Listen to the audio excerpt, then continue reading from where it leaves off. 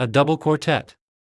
These Parisians came, one from Toulouse, another from Limoges, the third from Cahors, and the fourth from Montauban, but they were students, and when one says student, one says Parisian. To study in Paris is to be born in Paris. These young men were insignificant. Every one has seen such faces, for specimens of humanity taken at random, neither good nor bad, neither wise or ignorant, neither geniuses nor fools, handsome, with that charming April which is called 20 years. They were 4 Oscars, for, at that epoch, Arthurs did not yet exist. Burn for him the perfumes of Araby! Exclaimed Romance. Oscar advances. Oscar, I shall behold him. People had just emerged from Ossian. Elegance was Scandinavian and Caledonian. The pure English style was only to prevail later, and the first of the Arthurs, Wellington, had but just won the Battle of Waterloo.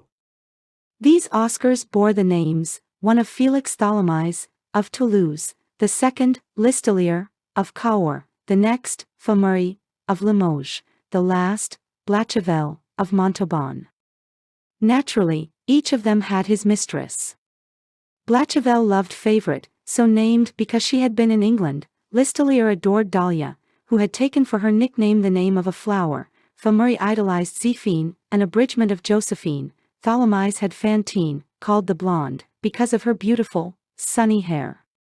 Favourite, Dahlia, Zéphine, and Fantine were 4 ravishing young women, perfumed and radiant, still a little like working women, and not yet entirely divorced from their needles, somewhat disturbed by intrigues, but still retaining on their faces something of the serenity of toil, and in their souls that flower of honesty which survives the first fall in woman. One of the 4 was called the young, because she was the youngest of them, and one was called the old one was 23.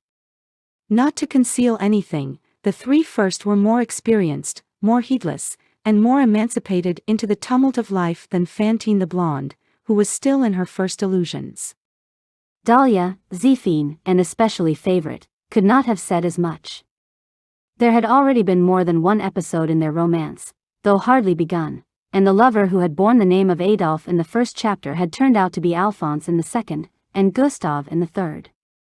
Poverty and coquetry are 2 fatal counselors, one scolds and the other flatters, and the beautiful daughters of the people have both of them whispering in their ear, each on its own side. These badly guarded souls listen. Hence the falls which they accomplish, and the stones which are thrown at them. They are overwhelmed with splendor of all that is immaculate and inaccessible. Alas! What if the Jungfrau were hungry? Favourite, having been in England, was admired by Dahlia and Zéphine. She had had an establishment of her own very early in life. Her father was an old unmarried professor of mathematics, a brutal man and a braggart, who went out to give lessons in spite of his age. This professor, when he was a young man, had one day seen a chambermaid's gown catch on a fender. He had fallen in love in consequence of this accident. The result had been Favourite. She met her father from time to time, and he bowed to her.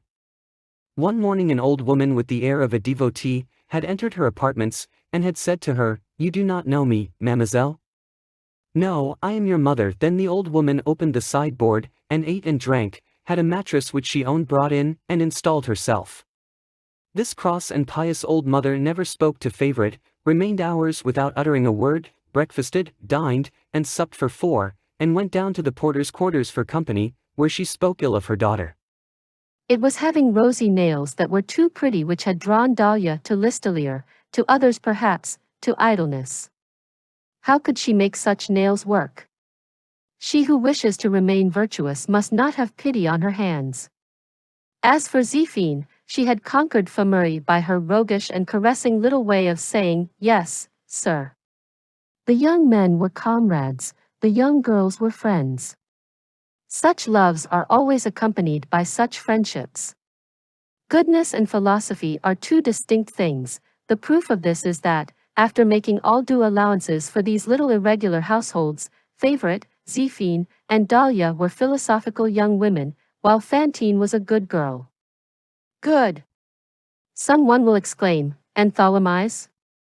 Solomon would reply that love forms a part of wisdom. We will confine ourselves to saying that the love of Fantine was a first love, a sole love, a faithful love. She alone, of all the four, was not called thou by a single one of them. Fantine was one of those beings who blossom, so to speak, from the dregs of the people. Though she had emerged from the most unfathomable depths of social shadow, she bore on her brow the sign of the anonymous and the unknown. She was born at M. Sur M. Of what parents? Who can say? She had never known father or mother.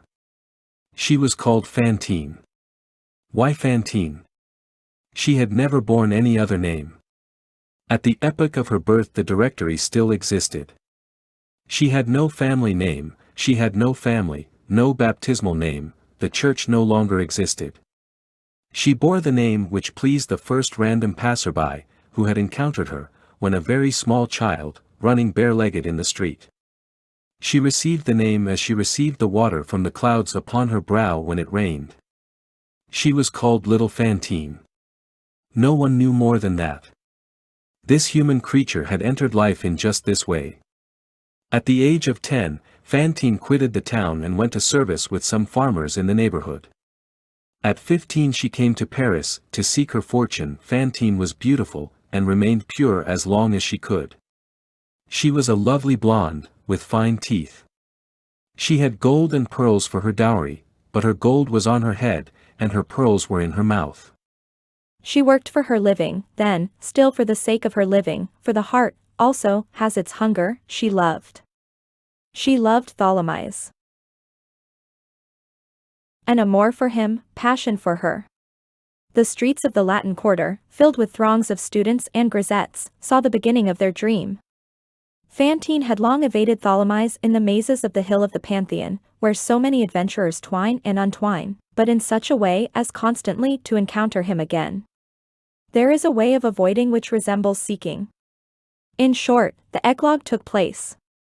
Blachevelle, Listolier, and Fameury formed a sort of group of which Tholomyès was the head. It was he who possessed the wit.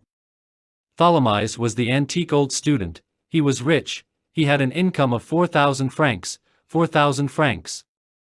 A splendid scandal on Mount Saint Genevieve. Tholomyès was a fast man of 30, and badly preserved. He was wrinkled and toothless, and he had the beginning of a bald spot, of which he himself said with sadness, the skull at 30, the knee at 40. His digestion was mediocre, and he had been attacked by a watering in one eye. But in proportion as his youth disappeared, gaiety was kindled. He replaced his teeth with buffooneries, his hair with mirth, his health with irony, his weeping eye laughed incessantly. He was dilapidated but still in flower. His youth, which was packing up for departure long before its time, beat a retreat in good order, bursting with laughter, and no one saw anything but fire. He had had a piece rejected at the vaudeville. He made a few verses now and then. In addition to this he doubted everything to the last degree, which is a vast force in the eyes of the weak. Being thus ironical and bald, he was the leader.